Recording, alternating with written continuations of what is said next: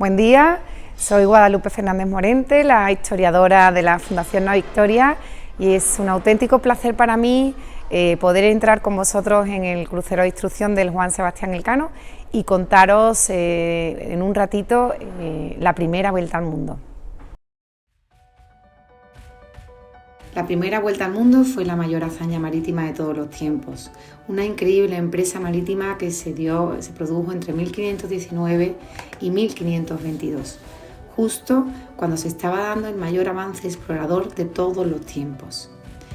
En los siglos XV y XVI, los grandes reinos marítimos de España y Portugal se lanzaron en búsqueda de una mercancía tremendamente lucrativa, de uno de los mercados más lucrativos del mundo, el mercado de las especias. Se encontraba en la actual Indonesia y, como decía Argensola en 1609, de esta deliciosa riqueza será dueño el que lo fuere de las navegaciones.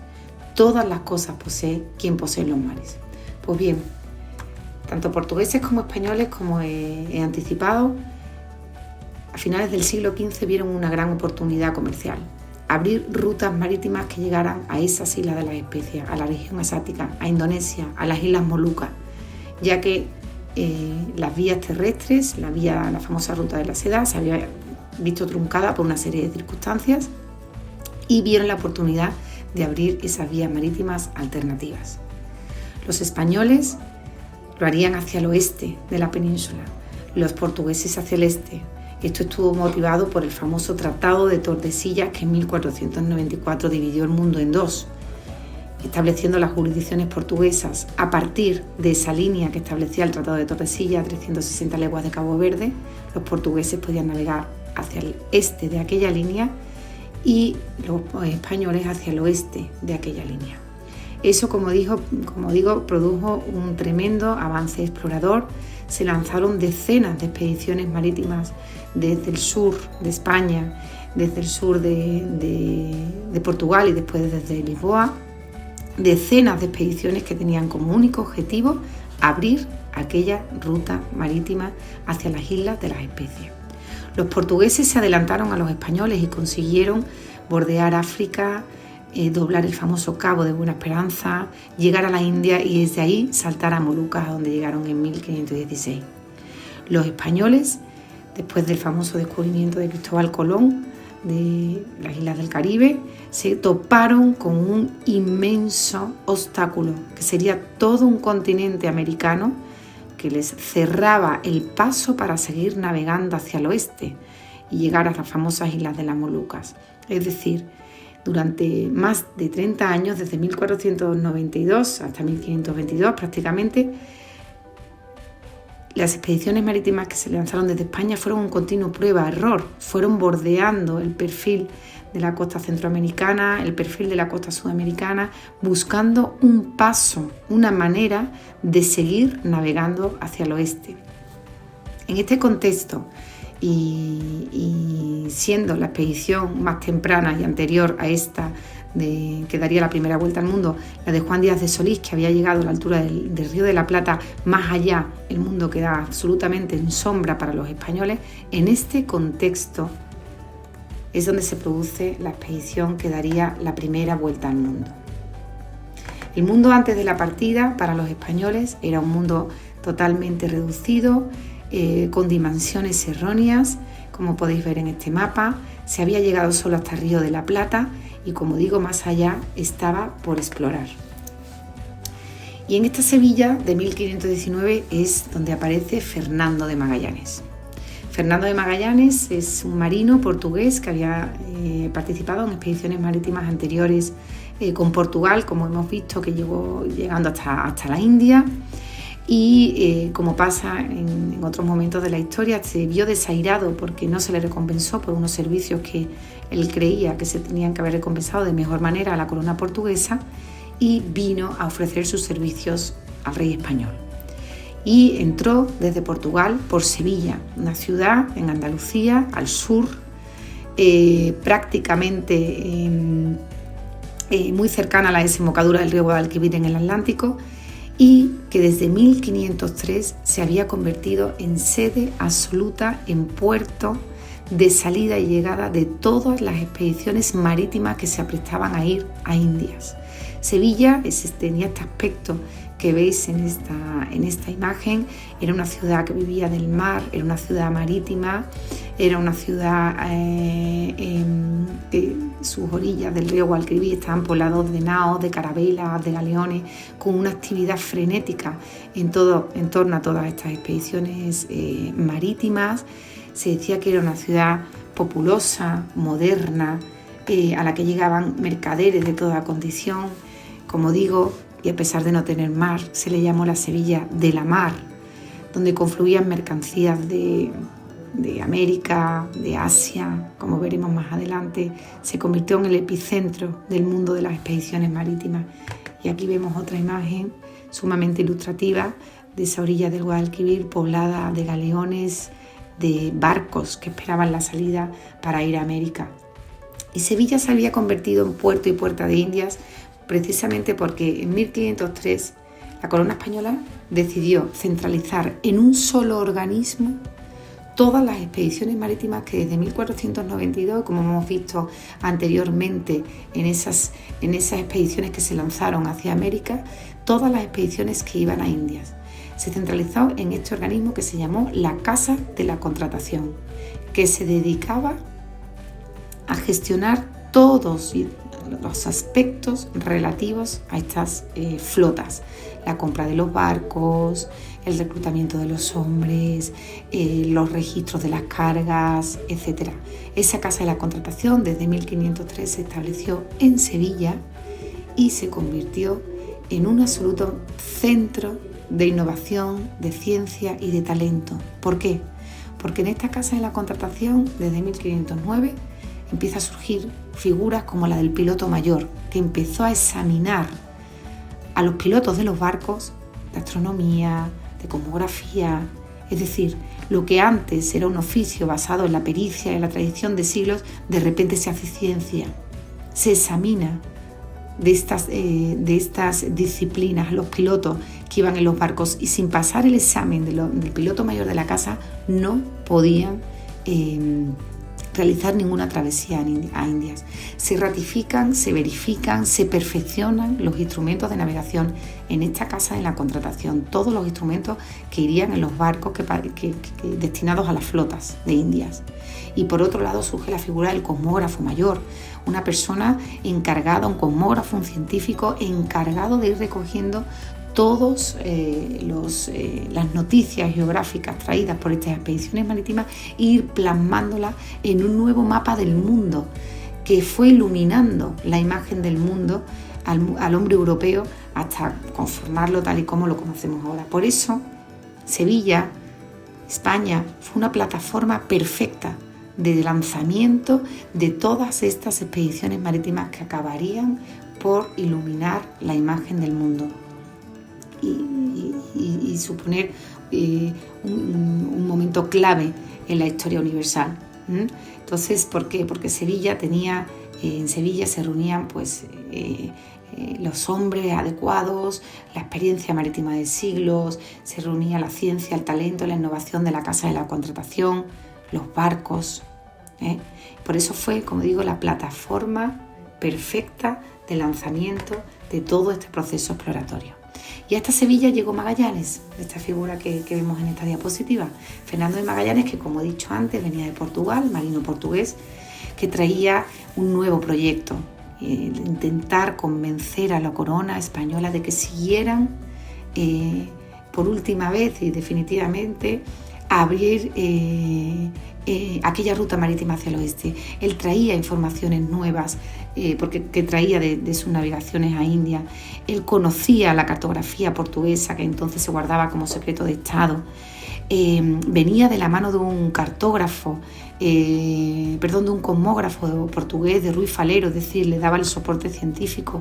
Incluso vino de la mano de un posible financiador, Cristóbal de Haro, un mercader burgalés, y él supo, por eso, hacer un equipo tremendamente eficiente para convencer al rey en muy poco tiempo de que volviera a intentar poner en marcha una nueva empresa, esta vez más ambiciosa, proyectada para 2 años, para abrir esa ruta hacia las Islas de las Especies. Y de esta forma, y el 22 de marzo de 1518, Magallanes consigue firmar con el rey español, con Carlos I de España, lo que se llamaron las capitulaciones de la Armada del Maluco, es decir, un documento oficial que daba salida a todos los preparativos de esta flota destinada a abrir la ruta hacia el oeste.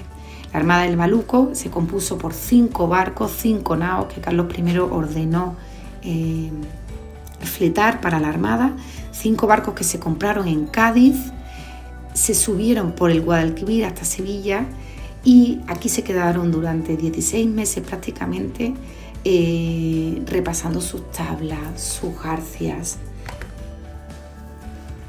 sus maniobras, se cosieron sus velas, se restituyeron aquellas piezas que necesitaban de reparación. Más de 150 calafates y carpinteros de Ribera participaron en esta tremendísima puesta a punto de los barcos, de aquellas naos que saldrían con la Armada del Maluco. Se reclutaron también 245 hombres para aquella expedición, mandando a los oficiales de la Casa de la Contratación que dieran pregones por las principales plazas de Sevilla, de Cádiz, de Huelva, de Málaga, donde efectivamente se llevó el pregón y se reclutaron finalmente 245 hombres de 9 nacionalidades distintas. Ahí las veis: españoles, portugueses, italianos, franceses, griegos de los Países Bajos, Alemania, Inglaterra, Irlanda, Malaca. Es decir, esto fue una empresa española, promovida por la corona española, pero con un perfil tremendamente europeo. Y aquellos barcos se empezaron a llenar también en orillas de Sevilla de todos los víveres necesarios para una expedición tan ambiciosa. Las bodegas de estas naos se llenaron de alimentos que se buscaron cuidadosamente por los oficiales de la casa, incluso el propio Magallanes y Juan Sebastián Elcano, que partiría como maestre de la expedición, pero que ya tenemos constancia de que durante estos momentos de la preparativa de la Armada en Sevilla ya estaba vinculado a ella, porque lo vemos comprando brea, aceite para los barcos, incluso algunos de los víveres necesarios. Todas estas personas, los maestres de los barcos, como digo, Juan Sebastián Elcano, Magallanes, los oficiales de la casa, se encargaron de ir buscando aquellos alimentos que fueran lo menos perecederos posible. En esa época no tenían manera de conservar en frío los alimentos, no podían llevar prácticamente alimentos frescos, y entonces pues se buscó y se metió en las bodegas de estos barcos víveres pues como arroz, lentejas, garbanzos, frutos secos, pescado en salazón, carne en salazón, tocino, frutos secos, almendras, higos, pasas, etcétera. Más cantidad de vino que agua, porque el agua se podría prácticamente durante un mes de navegación. En aquellas bodegas el agua no resistía y se volvía inservible, y se llevaba mucho vino que se trajo de Jerez. Se trajeron, por ejemplo, pues sardinas de Ayamonte, anchoas de Málaga, el cáñamo para repasar todas las garcias de labor y fijas del barco, pues de la Algaba. Es decir, todos los preparativos de esta expedición influyeron, y no solamente en Sevilla, sino en muchas provincias de alrededor, en muchas localidades de alrededor, que se implicaron en los preparativos de esta expedición tremendamente ambiciosa. Y por fin los barcos salieron de Sevilla un 10 de agosto de 1519, bajaron por el río de Guadalquivir, hicieron escala en Sanlúcar de Barrameda durante 40 días, antesala del Atlántico, y por fin, con los disparos de los cañones de leva, la expedición salió a la mar. En la proa, los sueños, la esperanza de encontrar esta ruta marítima, ese paso que les permitiera seguir navegando hacia el oeste, en la proa sueños. Navegaron durante 158 días en el cruce del Atlántico, 7.269 millas. Magallanes bajó mucho la derrota, prácticamente hasta el Golfo de Guinea, donde se encontraron con tremendas calmas, también los primeros temporales, y surgieron ciertas desconfianzas entre algunos de los oficiales de la expedición hacia Magallanes, porque Magallanes no había compartido sus decisiones con ellos, surgen las primeras desconfianzas, ya que así estaba estipulado en las instrucciones del viaje, que Magallanes debía de partir y de compartir los cambios de rumbo, los rumbos, las derrotas y sus decisiones con la oficialidad del resto de los barcos, y no lo hizo. Cruzan el Atlántico, navegaron por las costas de Brasil, llegaron a Río de la Plata, que como hemos visto hasta ahí era todavía regiones conocidas ya por marinos españoles anteriores, pero a partir del Río de la Plata empiezan a navegar más allá del límite de lo conocido. Empiezan a navegar hacia el sur, entran en latitudes casi patagónicas y sufre la primera pérdida en el río Santa Cruz.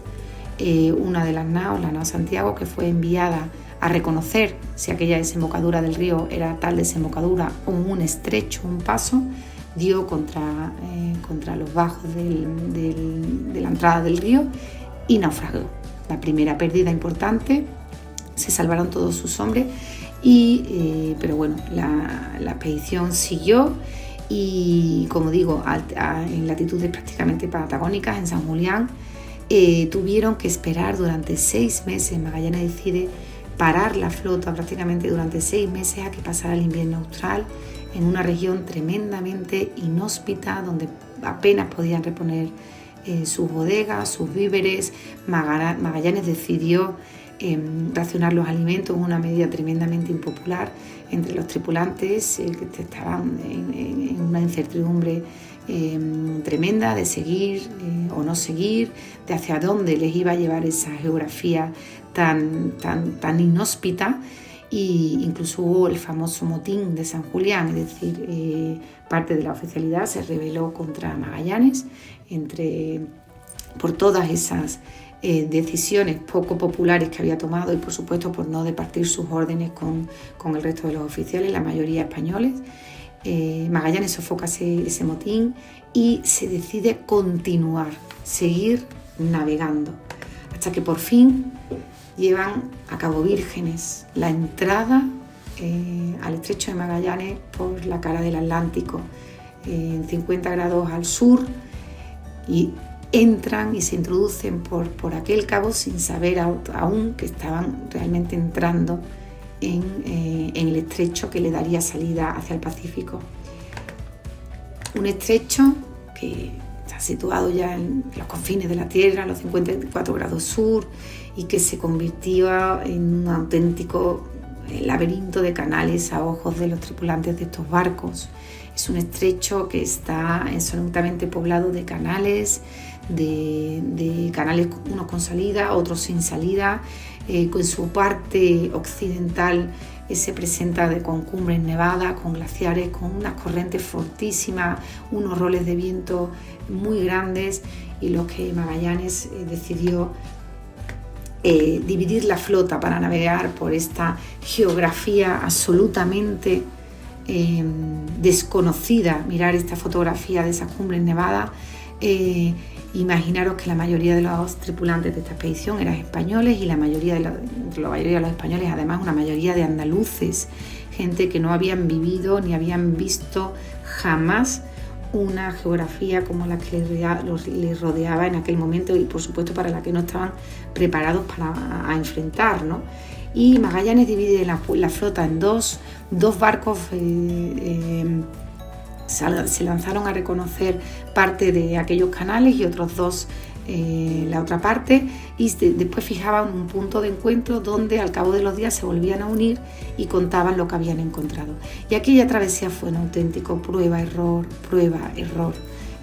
de estos barcos con velas cuadras que apenas podían ceñir al viento, que tuvieron que quedarse a palo seco en muchísimas ocasiones, a aguantar tremendos temporales, y, como digo, con la incertidumbre del espacio, del mundo en el que se encontraban. Aquello fue una auténtica prueba de resistencia de los marinos de las naos de la expedición de Magallanes, al punto que se navegaron 305 millas, que es lo que mide este estrecho, en 39 días.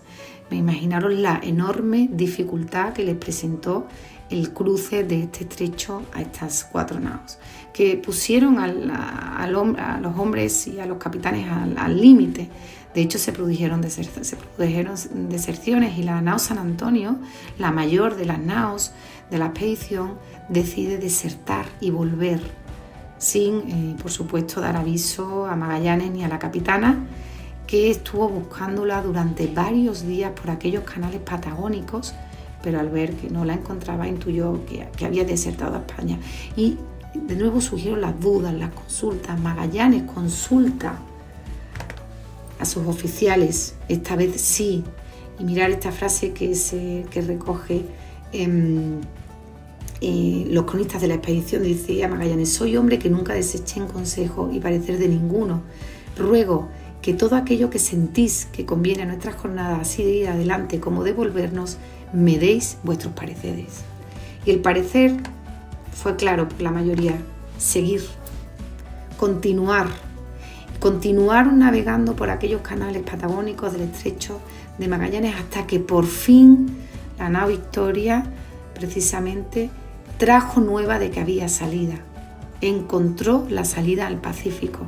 Y como en todos los grandes proyectos, en todas las grandes empresas, nos cuentan los cronistas de aquella expedición que todos lloramos de alegría, que celebraron aquel éxito y que regocijado Fernando de Magallanes mandó disparar mucha artillería. Por fin se había conseguido uno de los grandes hitos de la expedición: localizar un estrecho, un paso que les permitiera seguir navegando hacia el oeste y que uniera los dos grandes océanos que entonces conocían, el océano Atlántico y el océano Pacífico. Y mirad, surgieron, después de esa inmensa travesía, al Pacífico ya solamente 3 barcos que restaban de la expedición. No podían ni imaginarse que se enfrentaban al mayor océano del planeta, nunca antes navegado por ningún navegante europeo, y que aparecía de una manera muy pequeña, representada en los mapas que se conocían del mundo antes de salir de esta expedición. El Pacífico estaba totalmente infradimensionado en el imaginario europeo. Y aquellos barcos salieron al Pacífico, nombraron a este océano Pacífico, porque dice que se encontraron a un mar en calma, rumbearon al norte y allí encontraron los alisios que soplaran por esta inmensa masa de mar. Y navegaron durante 99 días sin escala por la mayor superficie del planeta Tierra, el océano Pacífico. Todos los continentes del planeta cabrían dentro del océano Pacífico. Navegaron empujados por esos alisios. Fue la travesía, sin duda, de la inmensidad, del silencio, de la incertidumbre. 10.376 millas náuticas. Fue la travesía del hambre, de la muerte, del escorbuto. Más de 20 hombres murieron durante aquella inmensa singladura de lo que hoy se conoce como escorbuto, por falta de alimentos frescos. Iban tirando a los tripulantes al agua a medida que morían, le iban dando la sepultura más digna que ellos veían, que era la sepultura en el mar. Y aquello fue la tremenda travesía del hambre. De hecho, esto es una cita de Pigafetta, uno de los grandes cronistas de la expedición, que nos cuenta, por ejemplo, dice: para no morir de hambre llegamos al terrible trance de comer pedazos del cuero con que se había recubierto el palo mayor. Frecuentemente quedó reducida nuestra alimentación a serrín de madera como única comida, pues hasta las ratas tan repugnantes al hombre llegaron a ser un manjar tan caro que se pagaba cada una a medio ducado.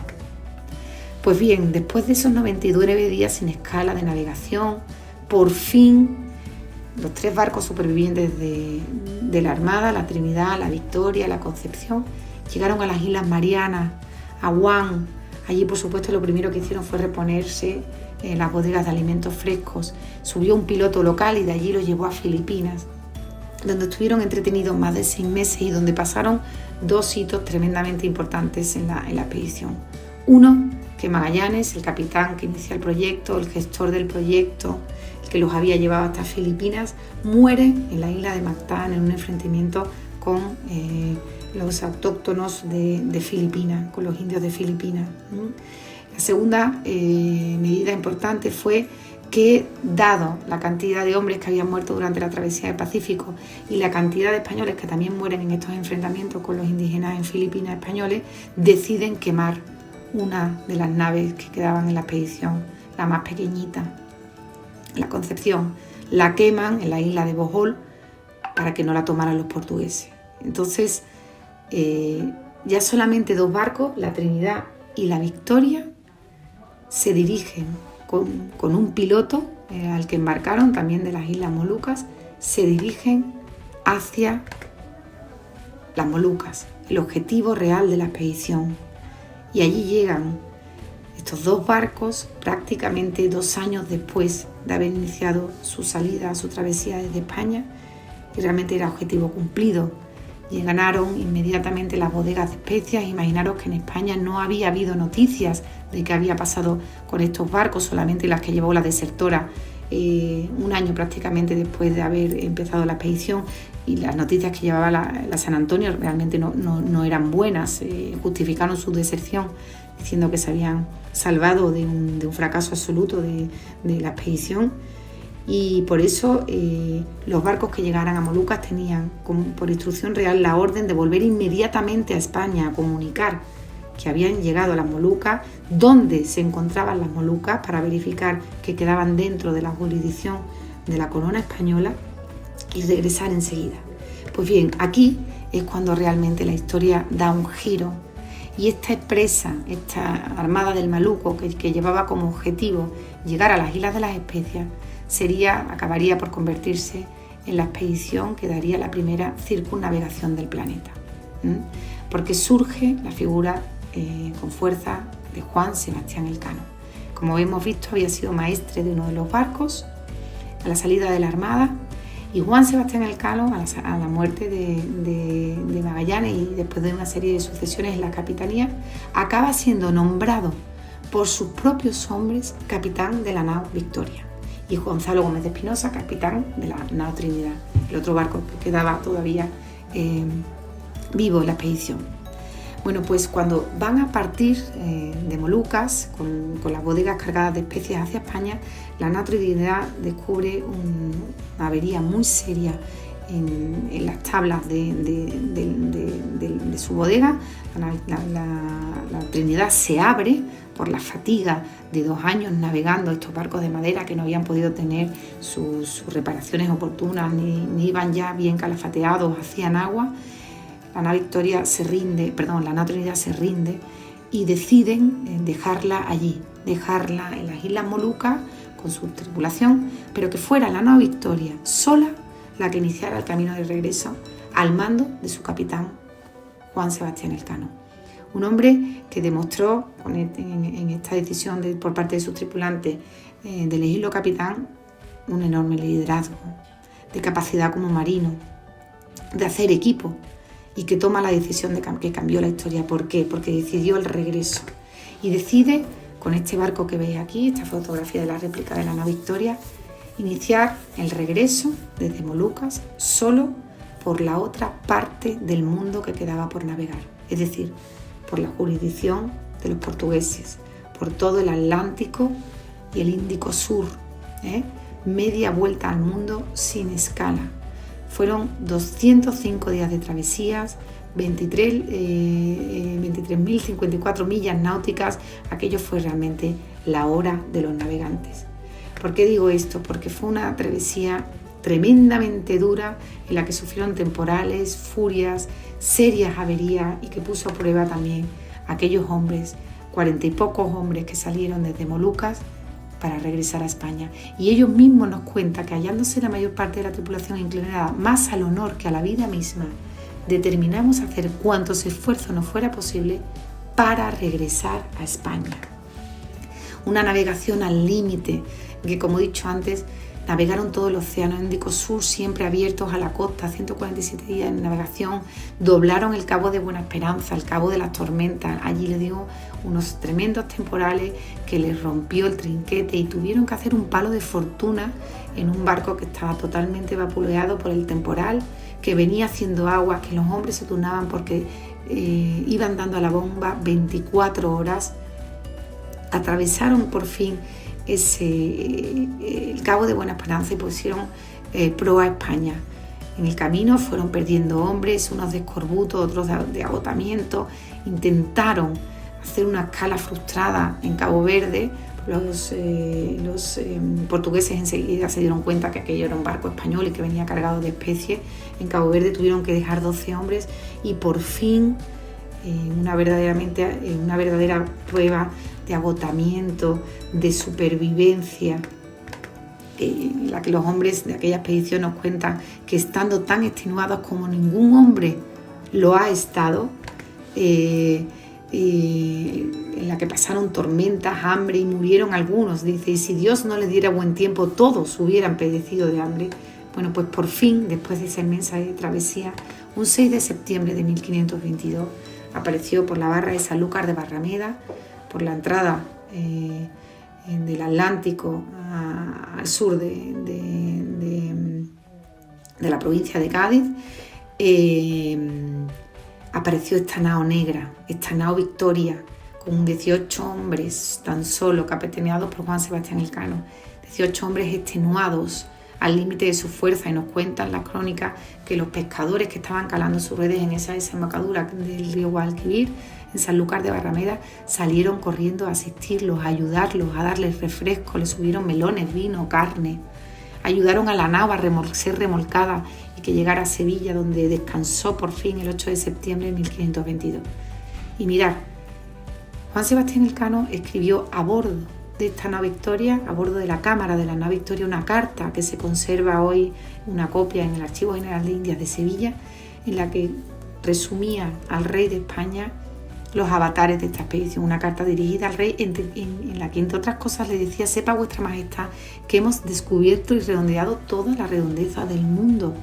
Ellos eran plenamente conscientes de que habían redondeado la tierra, habían cumplido la mayor hazaña marítima de todos los tiempos, habían navegado cerca de 38.000 millas náuticas, 70.000 kilómetros, con un balance final de 18 hombres y una sola nao, la Victoria, pero que, como veis en este mapa, había navegado los grandes océanos del planeta.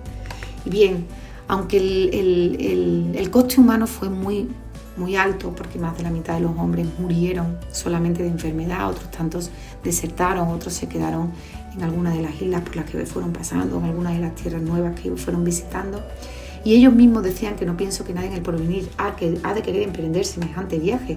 De hecho, pasarían más de 60 años hasta que otro marino, el famoso Francis Drake, diera otra vuelta al mundo. Bueno, pues a pesar de todo ello, esta primera vuelta al mundo tuvo un impacto que mucho más allá del soñado por sus propios gestores. Aquella empresa se convirtió en la mayor hazaña marítima de todos los tiempos, pero aquella empresa desveló la imagen real del mundo prácticamente como la conocemos. Tuvo grandes hitos geográficos porque conectó los grandes océanos de la Tierra, por supuesto, con el descubrimiento del estrecho de Magallanes. Descubrió ese estrecho, dibujó la continentalidad de América, que no se certifica hasta que se conoce el estrecho de Magallanes. Por primera vez se había explorado la travesía del Océano Pacífico.